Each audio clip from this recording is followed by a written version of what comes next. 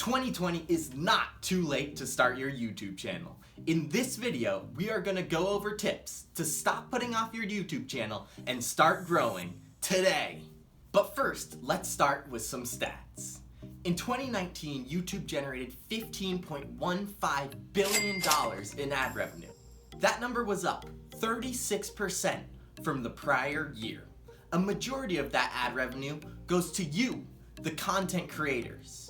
In addition, each day, over 1 billion hours of content was viewed on the network.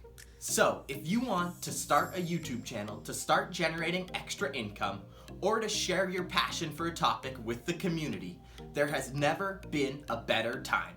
But it seems to be something that many of us put off, justifying that we have missed the opportune time to create a YouTube channel. I call this phenomenon YouTube procrastination. The reasons for YouTube procrastination are very similar to reasons we procrastinate any activity in everyday life. But the time has come to stop the procrastination and start the growing. Let's meet two people who are just starting their YouTube journeys and are trying to avoid the common pitfalls of YouTube procrastination. Take it away, gentlemen.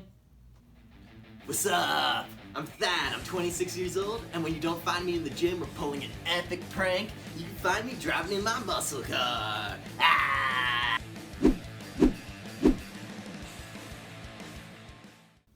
Greetings, I'm Carmichael, I'm 28 years young, and I'm ready to climb to the top of YouTube like I enjoy to climb to the top of mountains.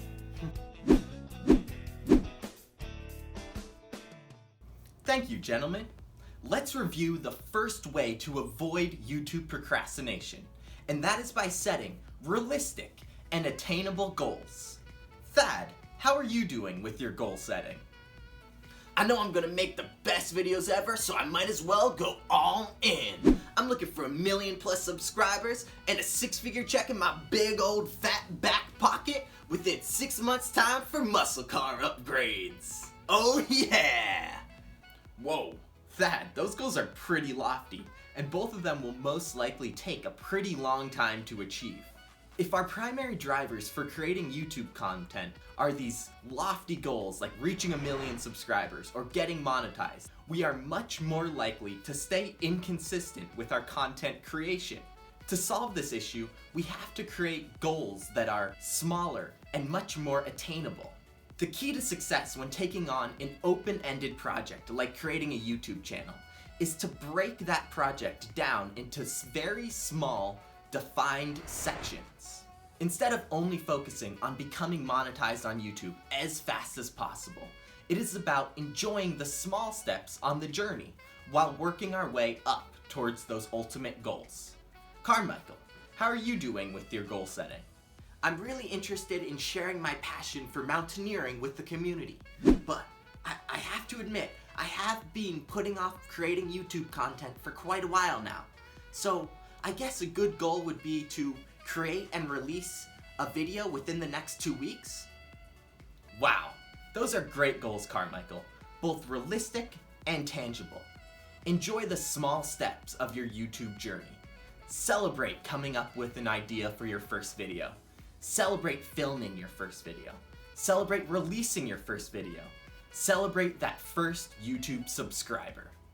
Now, let's move on to the second main culprit of YouTube procrastination.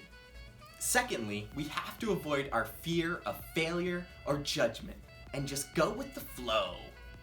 Putting a video on YouTube can be a scary thing. Our content may not be appreciated, our friends could laugh at our channel, or our coworkers may discover our videos. But we can't let these fears get in the way of us starting our YouTube journey. When starting a YouTube channel, the key is to stay present. Thad, how are you doing with this issue? Ugh, I don't know what to make my channel about. Should it be about muscle cars, prank videos, or picking up chicks? Also, what if one of my exes sees the videos, man? Like, I better look sexy in all of them so my exes regret ever dumping me. Wait, did I just say dumping me? No girl has ever dumped me. I dumped them. No girl would ever dump me, man. Dude, make sure that last part's not in the final cut, okay? Make sure that's not in the final cut. Cut it. Oh boy, Thad, you are struggling to stay present.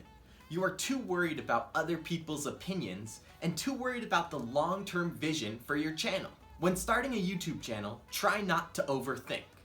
Don't worry about your first video being perfect or what others will think about your channel.